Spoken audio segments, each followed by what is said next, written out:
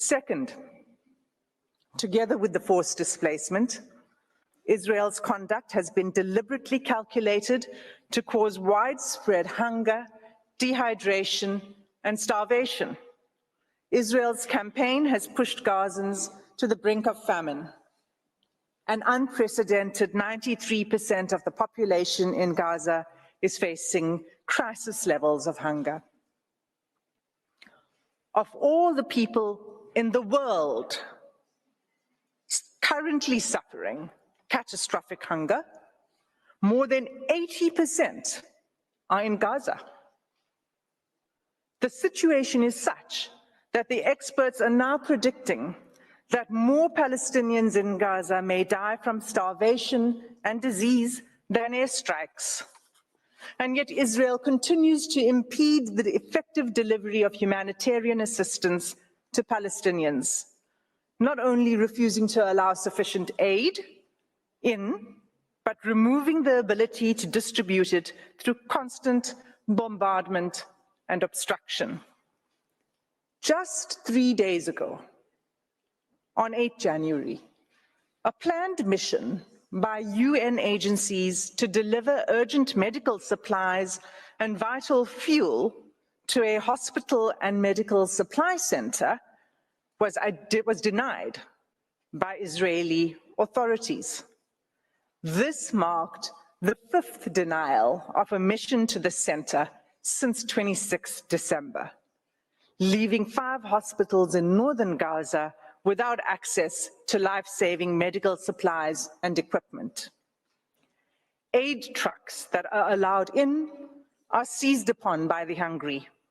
What is provided is simply not enough.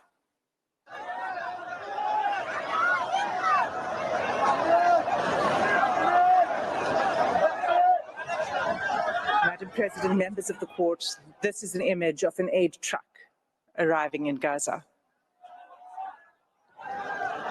Third, Israel has deliberately inflicted conditions in which Palestinians in Gaza are denied adequate shelter, clothes, or sanitation. For weeks, there have been acute shortages of clothes, bedding, blankets, and critical non-food items. Clean water is all but gone, leaving far below the amount required to safely drink, clean, and cook. Accordingly, the WHO has stated that Gaza is experiencing soaring rates of infectious disease outbreaks. Cases of diarrhea in children under 5 years of age have increased 2,000% since hostilities began. When combined and left untreated, malnutrition and disease create a deadly cycle. The 4th genocidal act under Article 2B is Israel's military assault on Gaza's healthcare system, which renders life unsustainable.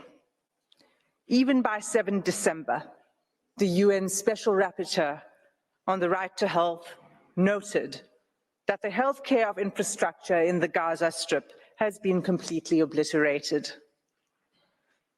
Those wounded by Israel in Gaza are being deprived of life-saving medical care.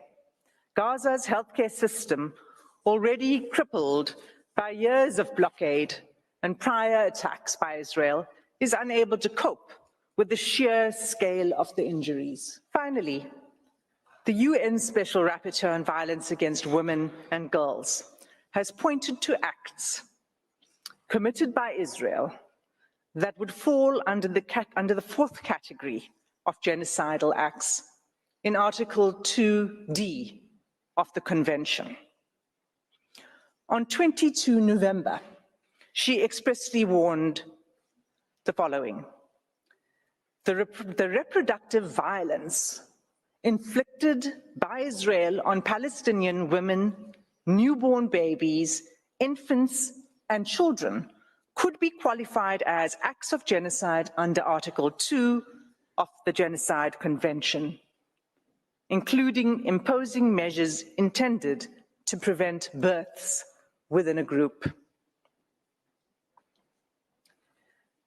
Israel is blocking the delivery of life-saving aid, including essential medical kits for delivering babies, in circumstances where an estimated 180 women are giving birth in Gaza each day.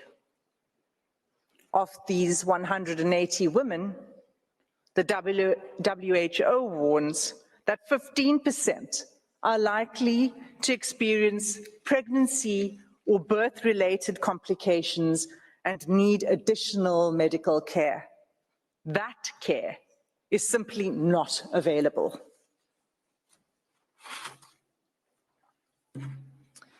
In sum, Madam President, all of these acts, individually and collectively, form a calculated pattern of conduct by Israel, indicating a genocidal intent. This intent is evident from Israel's conduct in specially targeting Palestinians living in Gaza, using weaponry that causes large-scale homicidal destruction, as well as targeted sniping of civilians, designating safe zones for Palestinians to seek refuge, and then bombing these, depriving Palestinians in Gaza of basic needs: food, water, healthcare, fuel, sanitation, and communications, destroying social infrastructure, homes, schools, mosques, churches, hospitals, and killing, seriously injuring, and leaving large numbers of children orphaned. Genocides are never declared in advance, but this court has the benefit of the past 13 weeks of evidence that shows incontrovertibly a pattern of conduct and related intention that justifies a plausible claim of genocidal acts. In the Gambia-Myanmar case, this court did not hesitate to impose provisional measures in relation to allegations that Myanmar was committing genocidal acts against the Rohingya within the Rakhine state. The facts before the court today are sadly even more stark, and like the Gambia-Myanmar case, deserve and demand this court's intervention. Every day, there is mounting irreparable loss of life, property, dignity, and humanity for the Palestinian people. Our news feeds show graphic images of suffering that has become unbearable to watch. Nothing will stop the suffering except an order from this court. Without an indication of provisional measures, the atrocities will continue, with the Israeli Defense Force indicating that it intends pursuing this course of action for at least a year. In the words of the UN Under-Secretary General on 5 January 2024, I quote, "You think getting aid into Gaza is easy? Think again. 3 layers of inspections before trucks can even enter. Confusion and long queues. A growing list of rejected items.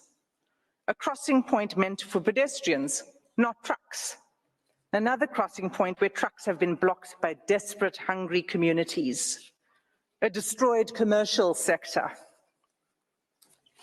Constant bombardments, poor communications, damaged roads, convoys shot at, delays at checkpoints, a traumatized and exhausted population crammed into a smaller and smaller sliver of land, shelters which have long exceeded their full capacity, aid workers themselves displaced,